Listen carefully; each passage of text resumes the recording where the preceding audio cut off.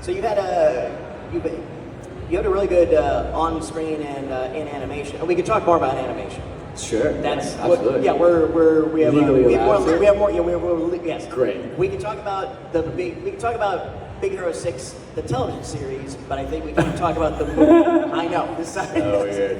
So let's say we'll say in the general context of both, and that should cover ourselves. So how did Big Hero 6 evolve for you?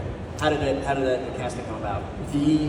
So I worked with a fantastic director named Dave Payne. He has a visual effects background on a ninja show that was really super. And he knew the casting director over at Disney Animation at the time, and they were having a bit of a hard time finding this character. It's particular. There weren't many mixed-race Asian kids in the business at the time, and they had run basically the gamut of every single actor that could have auditioned, and they just weren't finding their person.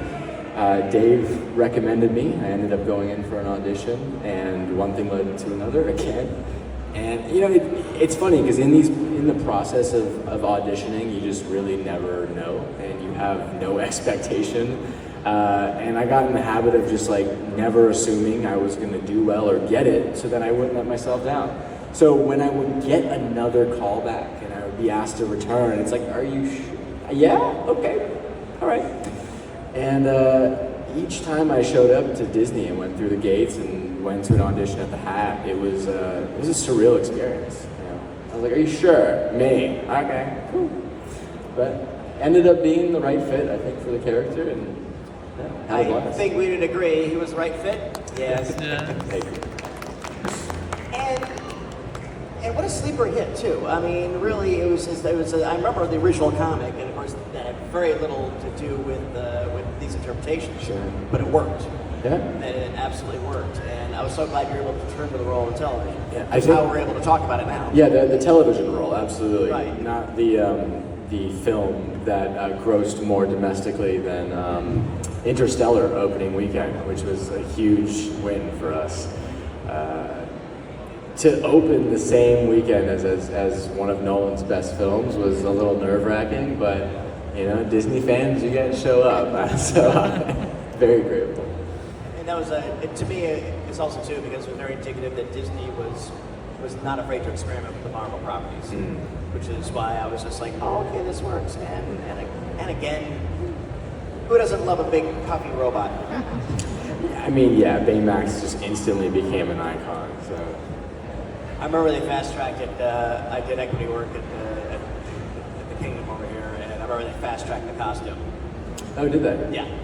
I mean, they had him ready before the movie was done, which is kind of insane. But so they knew the success. They were doing a schedule of, okay, we'll do like a meet and greet here and here and here, and then they're like, no, full rotation every hour. Put them on out there. Yeah, it's a great costume. Have you guys seen the fluffy white robot that we can't mention for legal reasons? You've seen it? Yeah, it's great. Oh, because it was on TV, we can't mention it. Oh yeah, that's right. Baymax. Baymax, yes, we can mention it. From the hit television series. Television series, yes. It's a fun one. In your VA work, I always like to throw this question out there. What's the craziest thing that's happened to you in the booth? In the booth? Yeah. Oh man.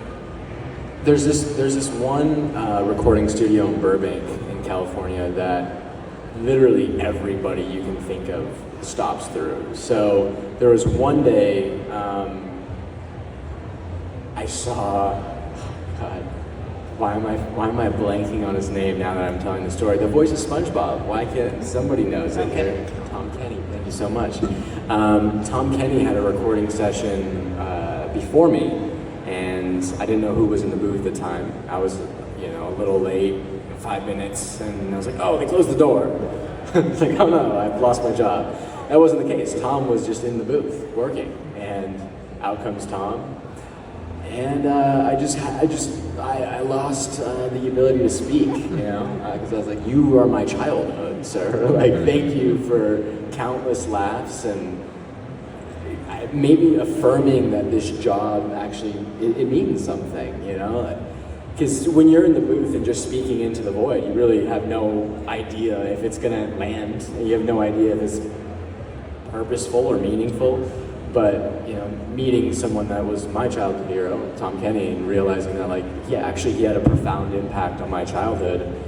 Realizing that the work that voice actors do is they help to mold childhood. So that was probably one of the most prolific moments I had in the booth. Helps too that he's a really cool guy. Yeah, just a sweetheart. Yeah. Seriously. Absolutely. I got introduced to him at a show. I was walking by and one of the voice actors like, "Hey, Patty, get in here. Hey, do you know Tom Kenny?" And we're on stage and it's like, "Tom, yes. Tom, I've been inside you." He's like, "What?" We're gonna need some clarification on that. At Universal,